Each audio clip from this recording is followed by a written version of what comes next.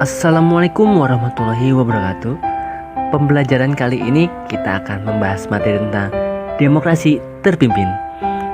Seperti apa konsep dari demokrasi terpimpin? Untuk lebih lanjut kita cek materi berikut.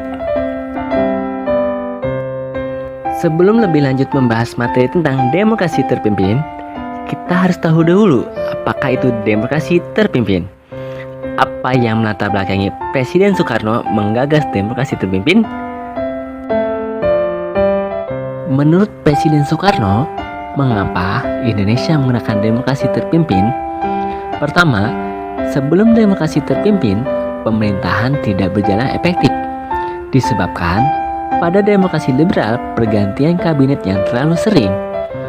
Kedua, Soekarno ingin membangun sistem politik yang sesuai dengan jati diri bangsa. Karena demokrasi terpimpin dianggap sesuai dengan jati diri bangsa Indonesia.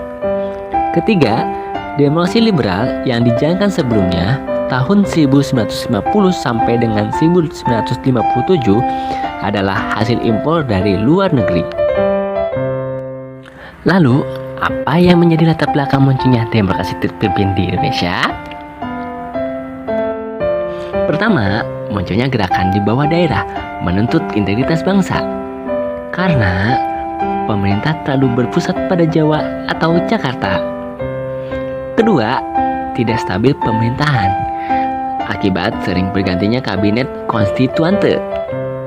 Ketiga, gagalnya konstituante menyusun Undang-Undang Dasar pengganti Undang-Undang Dasar sementara 1950 sehingga kembalinya Undang-Undang Dasar 1945. Pada tanggal 5 Juli 1959, Presiden Soekarno mengeluarkan dekret presiden dengan latar belakang sebagai berikut. Pertama, konsepsi presiden 1957. Gagasan ini dikeluarkan Presiden Soekarno pada masa demokrasi liberal. Kedua, kegagalan Dewan Konstituante dalam menyusun Undang-Undang Dasar. Adapun isi dari dekret presiden tersebut, pertama, pembubaran konstituante. Kedua, tidak berlakunya Undang-Undang Dasar sementara 1950 dan berlakunya kembali Undang-Undang Dasar 1945. Ketiga, pembentukan Majelis Permusyawaratan Rakyat Sementara atau MPRS. Adapun situasi setelah dikeluarkannya dekret presiden yaitu: pertama, Kabinet Juanda era masa demokrasi liberal digantikan Kabinet Kerja pada tanggal 10 Juli tahun 1959. Kedua, Presiden Soekarno juga menetapkan pidatonya yang berjudul Penemuan Kembali Revolusi Kita menjadi Manifesto Politik.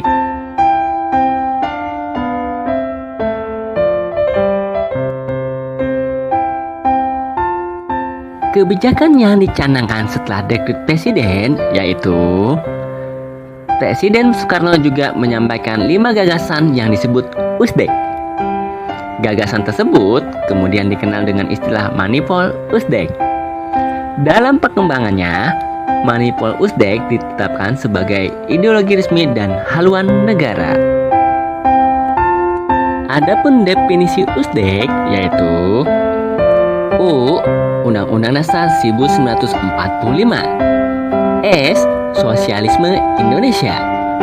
D. Demokrasi terpimpin. E. Ekonomi terpimpin. Dan K. Kepribadian bangsa. Terima kasih atas pembelajaran hari ini. Semoga ilmu yang kalian dapat bermanfaat dan sampai jumpa kembali di lain waktu. Terima kasih.